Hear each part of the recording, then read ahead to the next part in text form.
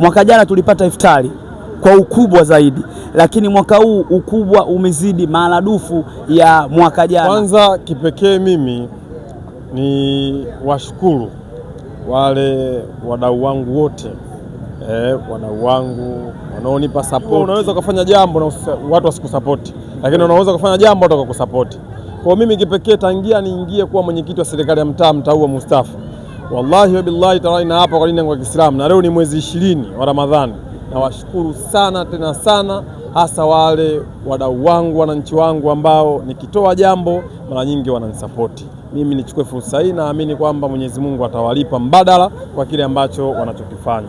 Heri walilahi walhamdu. Leo tumehitimisha jambo letu la mwezi 20.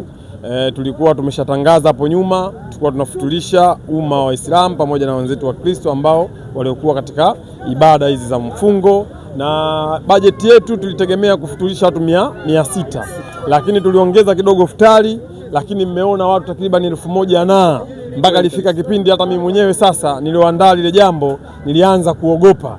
Na unaweza ukaandaa jambo usipate mwitikio wa watu, lakini kutokana na mapenzi ya kuwaongoza wananchi na watu kukukubali, kwa hiyo ukiandaa jambo unaona umma unakuitikia. Hii ni awamu ya pili, na tuseme inshallah kwa uwezo wa Mwenyezi Mungu tunategemea ni muendelezo wetu, tutaendelea kila baada ya mwaka wa mfungo wa mwezi wa Ramadhani mtukufu.